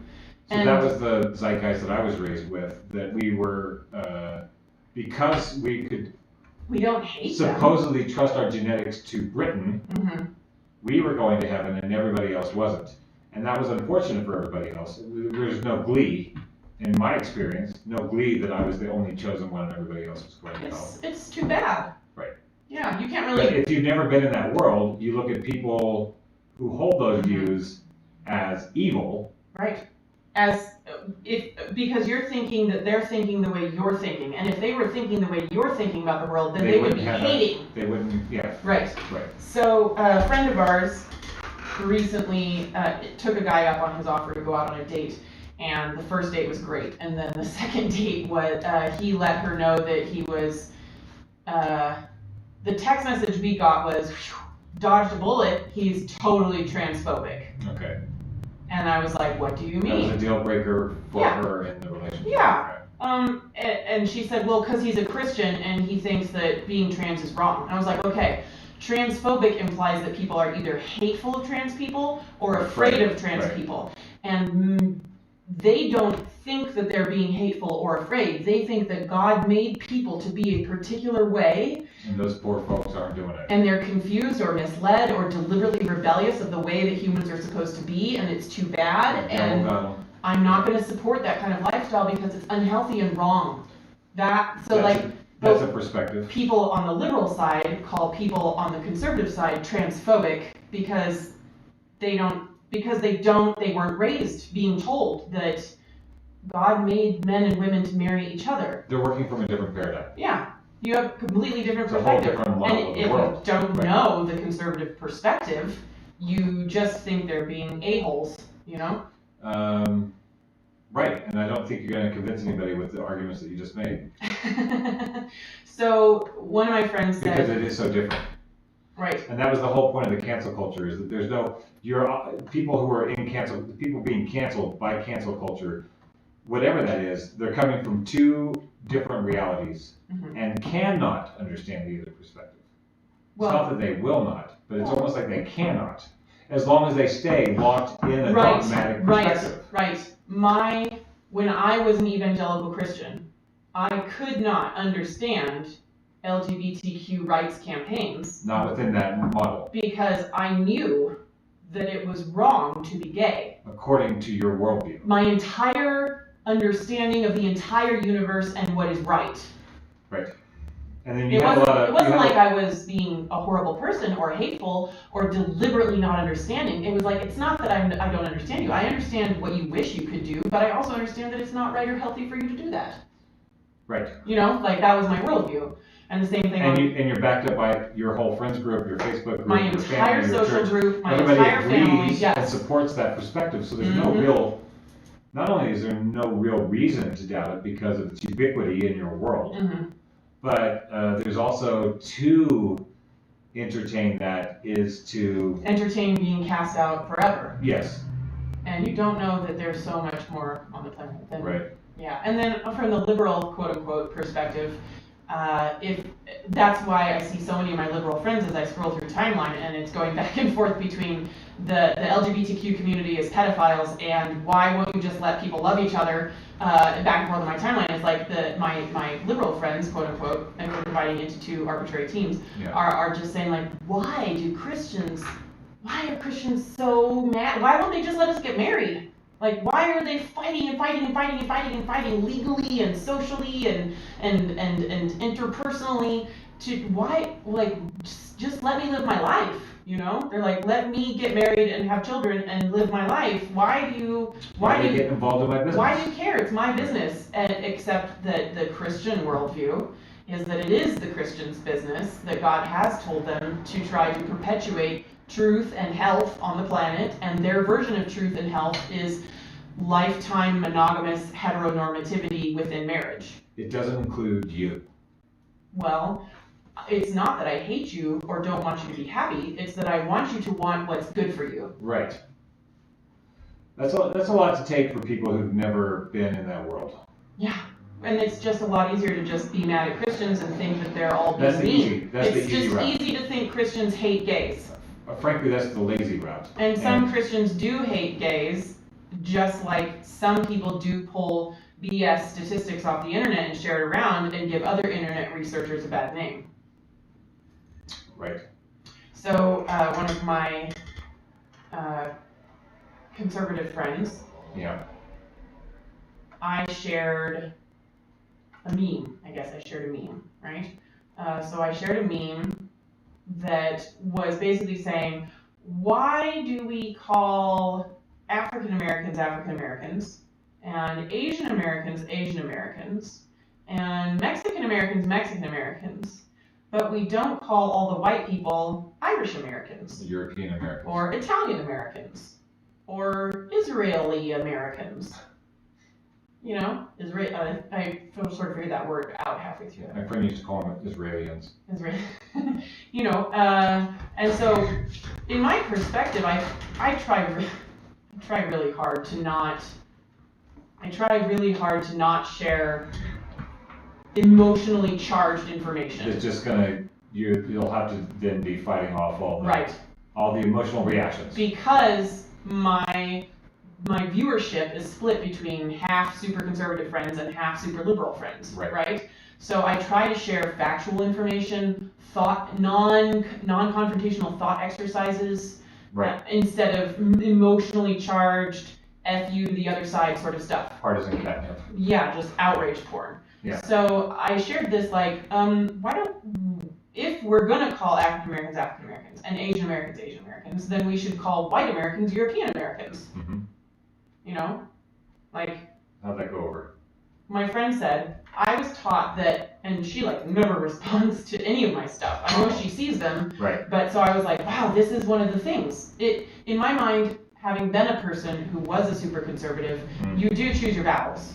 If you feel like somebody on the outside of this Christian stuff is so far out there that they're not going to be able to listen to you, you don't fight that battle. Pro before swine, why throw them out there? Yeah. Right. So, but if you find something that you feel like is close enough to the beliefs that you know how to defend, or so objectively wrong that it should be easy to defend, then you engage in a conversation. Right. So that was my experience as an apologist. So she said, I was taught that terms like African American was what the black community preferred. This person is in her mid-50s. That it was polite to call them African Americans instead of black. I was taught that I should be colorblind. Prominent figures in the black community said these things when I was growing up. Right. So if this generation has changed the acceptable terms, they might at least want to be careful about casting blame at the previous generation because we're using the terms that were considered right, respectful, or politically correct for our time. I think that's a really good case. Sure. I think there's a lot of rage in the youth who just assume because they have learned something, everybody ought to know it by now. I had the same thing when I was youth. Yeah. Oh yeah. Yeah. Is that just a youth thing? I think kinda. Yeah. I think it's an evolutionary thing. I think as you get older, you get more calcified and more dogmatic and more orthodox. The kids come through and they figure out where some stuff needs to be broken down, and then we don't have a lot of generational teachability. We don't have a lot of generational communication. Like everybody that You're I younger see than me. in I've politics, worked harder. I know more than you. I can't be schooled by you. Everybody in politics. It's all right. Everybody in politics says the millennials. Right. When they're not even talking about there's another generation that's coming. Yeah. And nobody talks about the Z's. Right. When I say nobody, millennial is everybody younger than boomer, it seems. Yeah. From the boomer generation. It's been distilled down into a quote-unquote fight between boomers and millennials. Even though the Gen X is there and the Gen Z is there. And the greatest generation is there. Right. It's just the world is divided between these generations that have some sort of beef. Yeah, there are 8 living generations in the U.S. right now. But it's just millennials and boomers now. Yeah. Old people and young people. Right. So. Sorry guys. Yeah. It's not easy. It's not easy. So I was like, who were the prominent black figures when you were growing up? Trying to de-escalate and also... Bill Cosby. And then I said, I don't think that this meme is casting blame. It's a thought-provoking exercise. Since America has 23 countries in it, we should just all be called U.S. citizens, not African Americans or Asian Americans or Native Americans, or if you're a citizen, you're a citizen, right? Okay. And then people of other countries would be like, you're an Ecuadorian or whatever you say. You know? That was kind of my thinking.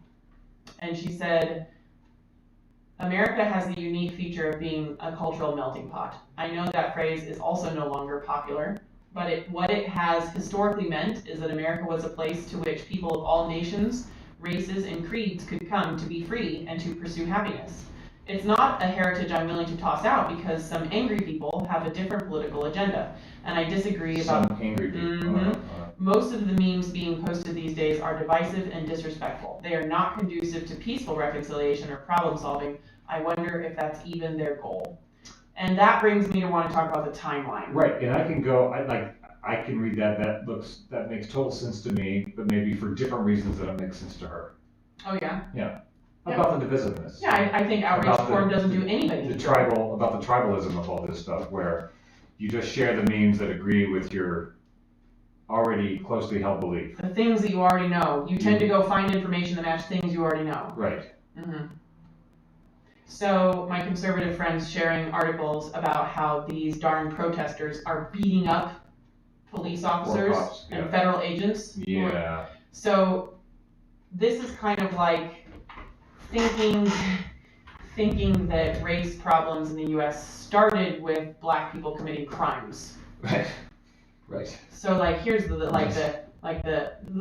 of people think that. They think we have a lot of black people in prison because a lot of black people commit crime, and they think that's the starting point. Right. Watch the 13th if you haven't seen the 13th. It's available out there in the world. Also, understand our current drug policy and where it came from, and it gets rid of some of that premise, but a lot of people haven't done that homework. No. So I made a deal with this friend of mine because she suggested that I watch the Uncle Tom documentary. Okay. She feels like a lot of conservative black people have been suppressed and are being shut down because you either have to be all white people are racist or nothing. Right. And she said I'm certain there has been a lot of wrong done against minorities in the U.S. and continues to be racial injustice. I'm saying that the methods of hate and violence currently being employed by protesters are not the way to solve the problem. In fact, I worry that all the noise is actually just going to hurt the cause of racial justice in the long run. I believe the black community is once again being used for political leverage, and it may likely be dropped once the election is over. You can look at all the peaks and valleys on Google for any time the Black Lives Matter movement comes up. And I think that's a very interesting statistic to point out. It's usually around the Democrats bring it up to win an election, and they throw them out of the car when it's done. Yeah. Would it surprise you to know that conservative black people feel marginalized even by their own community, as though there is only one way for a black person to see these issues? Have you watched the documentary Uncle Tom? And so I said, I'll watch the documentary Uncle Tom if you watch the 13th documentary, and then we can get on a Zoom call and see each other's faces and not have to use so many emojis to keep each other from thinking the other person is mad. Okay. So I think that's an interesting exercise because I don't want to only hear information that matches what I have already heard. Bias, right. So here's the timeline. Protesters are beating up federal cops and state police and local police. They just become untenable. That some people are like, see, it's horrible. Right. Protesters are doing that because federal police and federal agents and police showed up and started beating the protesters. Protesters are reacting with violence because violence was enacted against them first. Why did the federal people show up and the police and ever? Because protesters started behaving abnormally. Federal agents and police are supposed to show up when someone is behaving abnormally and could cause harm. Okay. It's their job, right? Right. So protesters, rioters, looters, etc. Started. Their job is to maintain order. Maintain order. Right. So they started behaving abnormally. And for some people, that's step one, is just suddenly everywhere around the country, people are losing their minds. They're just going crazy. They're burning buildings. I don't get it. Why would they be so hateful and angry, right? And some people think that's step one, right? That's okay. There's another step before that, right? So protesters are beating up. Why did they show up? Why did the protesters start acting abnormally? Right. The civilians start doing these abnormal. Why are they disorderly? Why are they being disorderly? Yeah. Causing the federal people to show up, and then they enact violence, and then the protesters respond with violence, right? So those people these citizens rose up and started acting abnormally and disorderly because there are a lot of structurally because black people are being mistreated, right? Mm-hmm. And then the conservative voice comes in again and says, well, black people are being mistreated in the prison systems and when they get pulled over and when they're walking home at night because black people proportionately behave worse than white people, and so cops are naturally on guard. So that's this conservative perspective. And that's the starting point. They know. Yeah. That's the starting point for them. Mm-hmm. And what you could know if you wanted to do the research is that there are more black people in prison in the US because of generational structurally racist problems in the US system. Black people were basically criminalized. They were slaves, Yeah. and then they were quote unquote freed, and immediately the 13th Amendment was enacted, which enabled anybody who was in prison to be used for slave labor. So what happened is the original police force was formed to round up escaped slaves Yeah. and put them in prison, and That's round what up the police, anybody. That's the origin of the police in this country. So a bunch of slaves were freed, and guess what? They're homeless now. So anybody can be rounded up and put in prison for being homeless. So they basically, within the span of a couple of years, took the entire a large part of the slave population of the U.S., and turned them into the prison population of the U.S., and went right back to using them for slave labor, because according to the 13th Amendment of the U.S. Constitution, you can use people in prison for slave labor, which means they get next to nothing or nothing for their labor. Major corporations across the country use free labor of people in prison. And you might say, well, they should be in prison. But what are the things that put people in prison? Homelessness.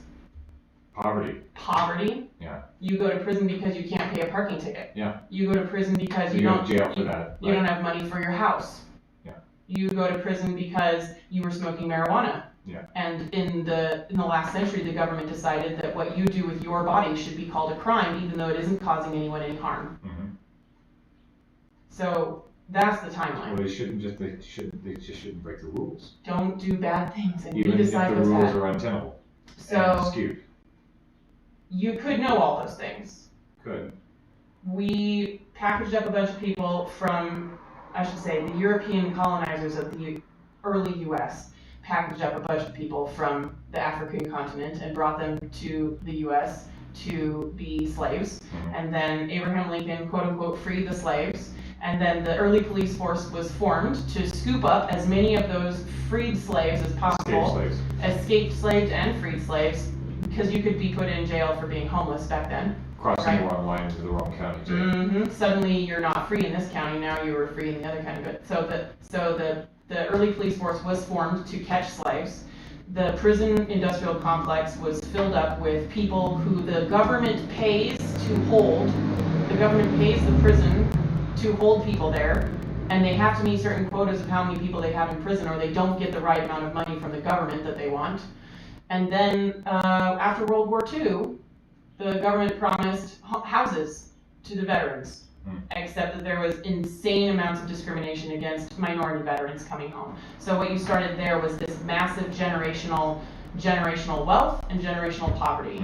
Daddy couldn't get a house, he couldn't get married as early in life, or maybe he did get married, but they moved from rental to rental to rental and were partially homeless. And then you have that in your history, this generational poverty, rather than having a house, raising a family, having security, and then you pass that security, that wealth security along to your children. Then we come to the drug war of the 50s, 60s, and 70s, and 80s, where and 90s and 2000s and forever, 2020. what you do with your body has been criminalized.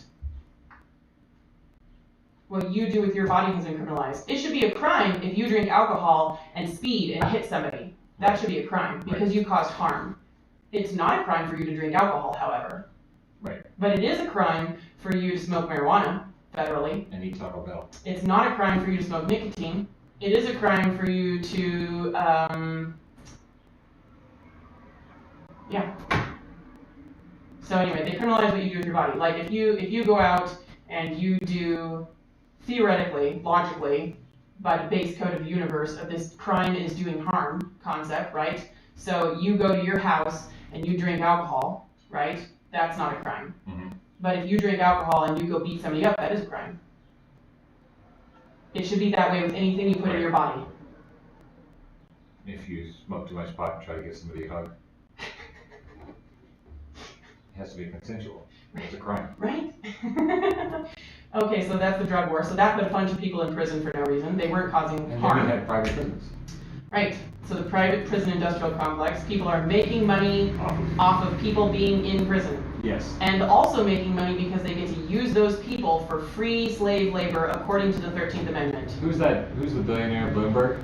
Bloomberg was using prison labor to do his election calls. Oh my gosh.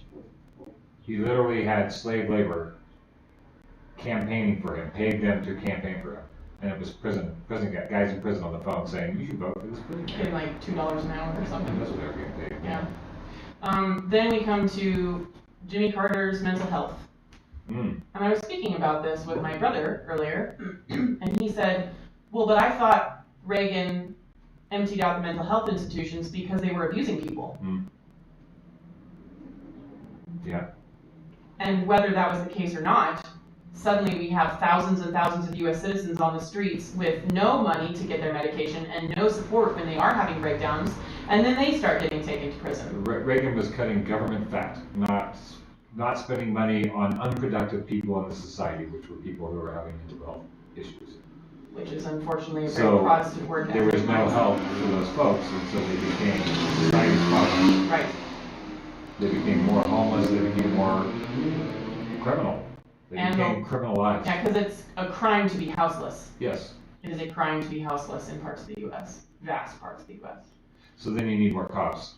Right. And you need more prisons. Suddenly you have more crime. Suddenly you have more crime when it's a crime to put substances into your body, even if you're in your own house. It's a crime to be houseless. It's a crime to have a mental health breakdown in public. Suddenly there's like a lot of cops and a lot of prisons. And then... Thank goodness we saved all that money on healthcare and mental health. So that brings us up to what a lot of people think is the starting point, which is that minorities just commit more crime. Yeah, they haven't looked past that, I guess. Yeah. But they could. You could know. Education is not just for college kids. You could understand the situation if you wanted. The internet is available to everybody in vast and variable forms. I have to agree with your conservative friend in that the tone of stating, so when you're coming from a partisan perspective, or you're coming from a trauma perspective, where you're fighting for your rights, there's the potential to lose a lot of allies, because if they don't know the story and all they see is the fight, there's a gap in understanding that's not going to be bridged, because they're going to see that as violence. Why is everybody being so angry and hateful? Right. So the reason I am no longer a white supremacist Judeo-Christian cult member is not because people told me I was an idiot for doing that. Or yell at you for being so hateful. Or yelled at me for being so hateful. They said, why do you think like that? And this is the problem with identity politics and this team thing, because if somebody who's on your quote-unquote not your team says something that you agree with, you have to almost not like it. So, like, I can listen to my hyper-evangelical friend talking about how I don't think all the anger and violence is going to solve the problem, and I can say, yes, and there's a reason they're angry. And they may solve the problem that way. Yeah. Because they may be lots of revolutions. There may be so much problem that the systemic situation will have to be addressed. Right. To some degree. If they keep the problem going long enough, systemic problems will begin to be addressed. That's how we do things as humans, generally speaking, throughout history. Squeaky wheel gets the grease, and they're being a squeaky wheel. It's 5:38. We've talked about cancel culture. We've talked about our coronavirus update and the concept of what are viruses actually doing in the ecosystem of the planet and the microbiome of your body. We've talked about a bit of a Black Lives Matter update. Oh, I wanted to read that what those Black conservatives said. Yeah, do that whole piece. The sisters. I'm really, really curious about that. So I have to pull that up. This is another window. So when these are our neighbors. Ainsley and I were raised in cult-like behaviors, and we educated ourselves and got out, but we wouldn't have been able to do it without the compassion of people who were on the other side of where we were, being compassionate towards us. We wouldn't have been able to do it otherwise if they had canceled us for having that perspective, because that's what our parents gave us, or that's what we were raised in. It's very easy to steel yourself against that kind of opposition and not try to understand the divide. Well, anytime someone attacks your beliefs, it feels as though they are attacking you, and you must defend yourself. Right. You are never going to feel safe to evaluate your own beliefs and what you actually think about them and whether they're actually healthy for you if you are being attacked. Right. I'm sorry, guys. We need a little bit of everything in the soup. So the perspective is we have hyper racism in this country. I don't doubt we have. It's not arguable that we don't have systemic racism. You can point to it, you can show it. You could know about it if you wanted to.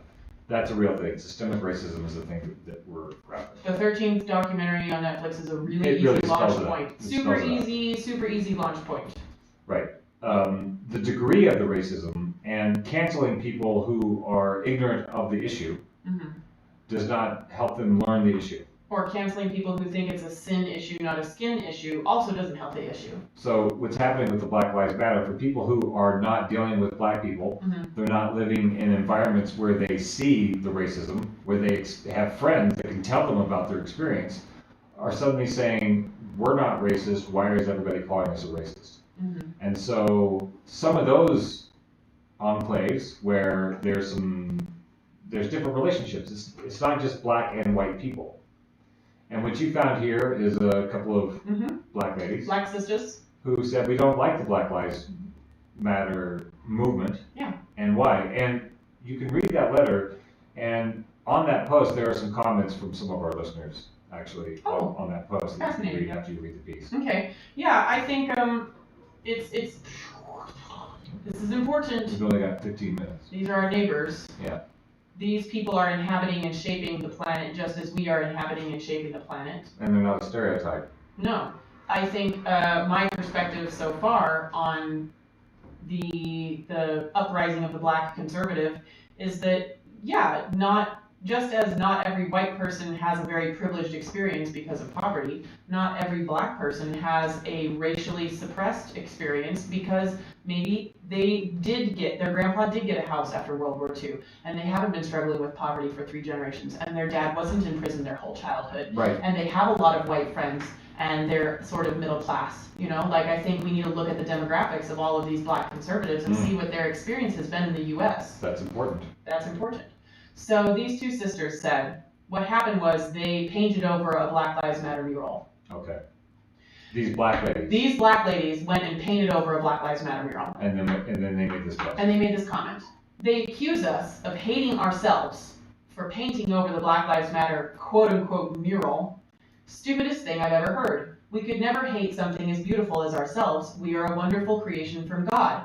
Me and my sister are too beautiful for self-hate. So miss us with that, which I think is like maybe the black version of die angry. Oh, right. We are Christians, and that is our only identity, and we hate sin. Black Lives Matter pushes an agenda that is against God and is total sin. Children out of wedlock and fatherlessness, sin. Abortion, you're sinning if you don't have a father? Okay, all right, we're just going to read it. Abortion, sin. Feminist and Jezebel agenda, sin. Racism, sin. And an LGBTQ lifestyle, sin. All of these things were not designed to liberate us, but designed to bind us to the devil. I will not sit idly by and watch the devil take our country and use black hardships to do so. Black Lives Matter goes totally against everything the black Americans actually stand for. Yeah, that's the thing. Believe it or not, once upon a time, we were Christians. She's speaking of all black Americans, or maybe all Americans. Also, believe it or not, once upon a time we were, that is, I have to segue, that is the Christian perspective, is that the U.S. started as a Christian nation. Right. And all the founding fathers were Christian. Yeah. That we used to be more Christian than we are now, and it's a problem. So back to their letter. Okay. Believe it or not, once upon a time we were Christians and we believed in the Lord with everything we had. Black Lives Matter is against the black man because it is against the nuclear family. Black Lives Matter supports black genocide because it supports pro-choice and therefore supports the murder of black babies. That is the #1 killer of the black American community. Black Lives Matter does not support reproduction because it pushes the LGBTQ agenda. And Black Lives Matter supports white supremacy because it only addresses when a white man kills a black man. It never addresses black on black crime or black genocide. If you as a black person actually support Black Lives Matter, then the truth is you really hate yourself. Mic drop. So that's the 2 black ladies saying all this. And then if you go into their comments, it's just rousing support from their friends group level. And also a bunch of die-mads. Die-mads. Yeah, there are a bunch of people on there who are just canceling them. They're not actively engaging in what's being said. They're just saying, you're wrong, and obviously you're angry, and so die mad. Okay. Which is, I guess it's a modern phrase. Die mad is a modern phrase. Sure. Like, I don't have to do anything with you because you're wrong. Right. Just keep right. being mad. It's only You're not even harming worth- you. You're not even worth me arguing with. Your anger isn't doing Right. anything to me. Okay. You know. So that's a highly polarized comment thread. There are so many things in here that we could address.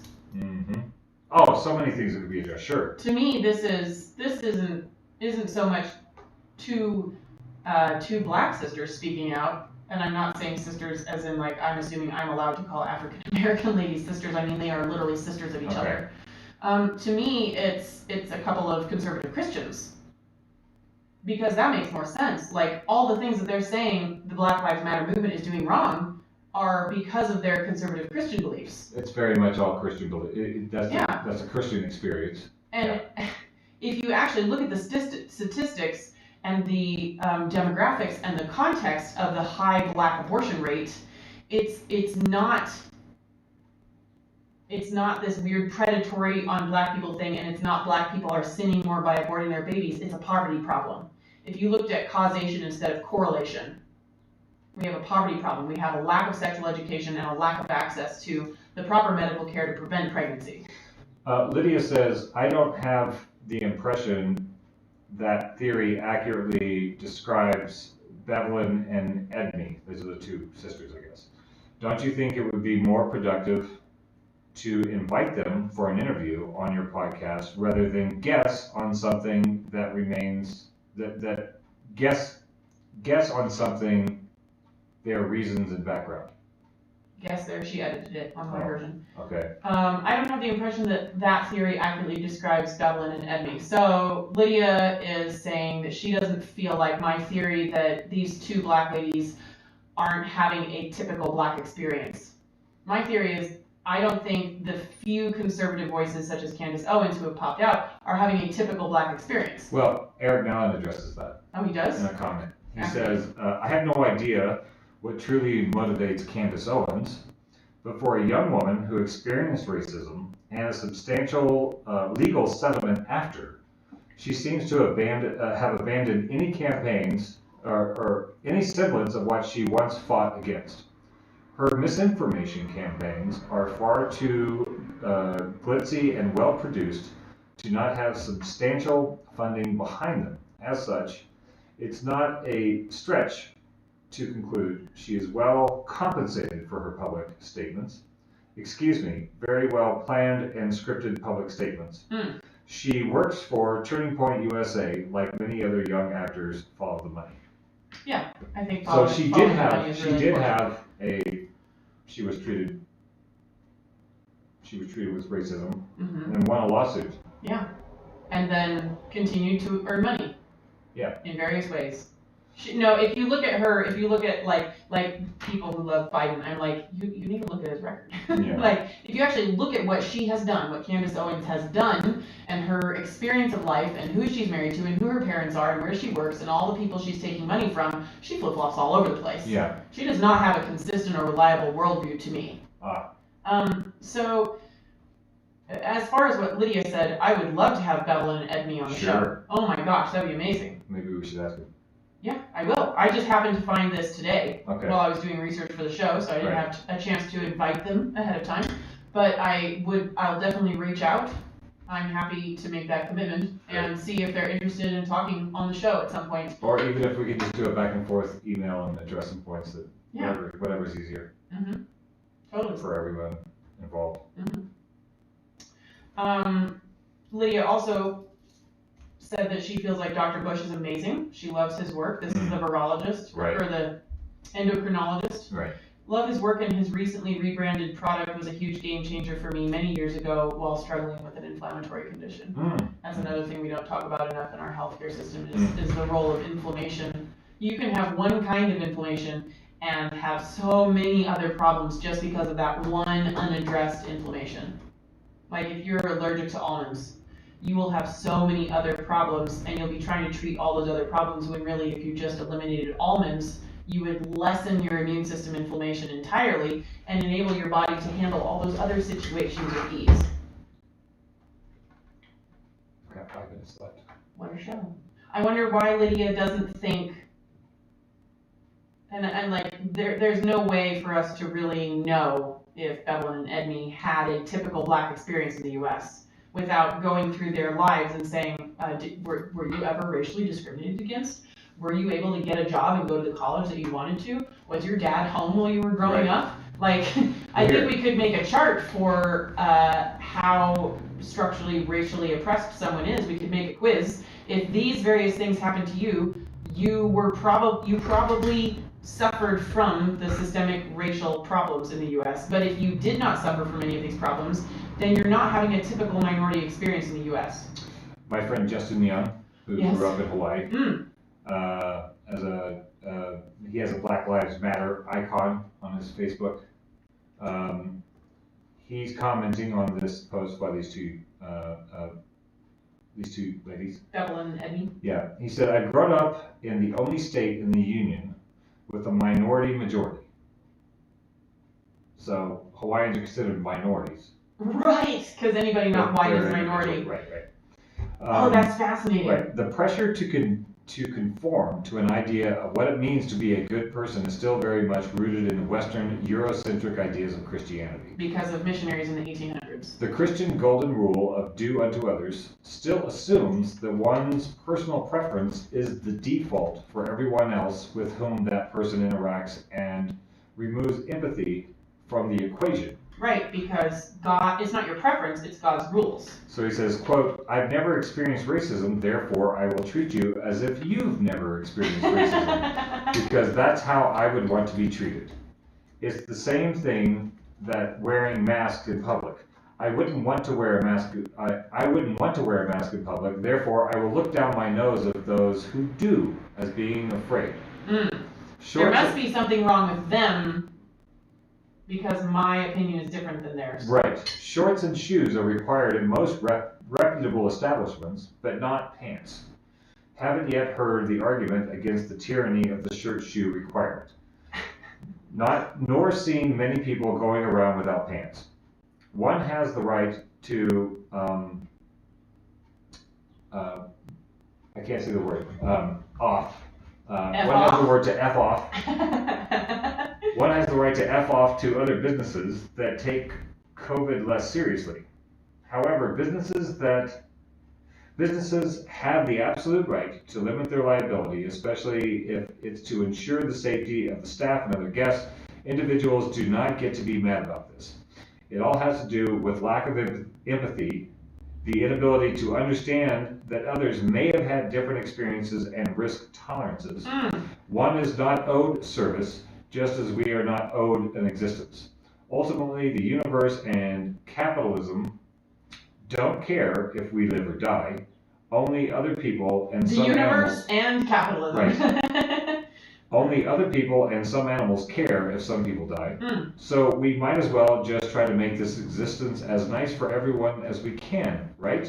And then he follows that up with, also, supporting Black Lives Matter doesn't mean that we support black on black crime. What kind of twisted logic is that? Cops also kill white people. Yeah. Okay, so that's a problem. Oh, this is a complicated issue. It's complicated. It's not easy. How else can I say that? It's not easy. We don't just get to divide things into teams. And if you are, you're limiting your own experience of the universe. You're limiting your ability to interact with your neighbors. We have another show coming in. Dan and Patty in the Sunday Smackdown. And they will be in the station today, folks, so hold on to your britches, because that's a really hilarious and interesting talk show following our talk show. I would like to thank everybody who participated in the show with their comments. Also, want to remind everybody we do have the Post-Orthodoxy Facebook page where we will, from now on, be posting in advance links to sources of information that we are gathering from. Not all sources do we agree with. We really appreciate the listener feedback we've had this week.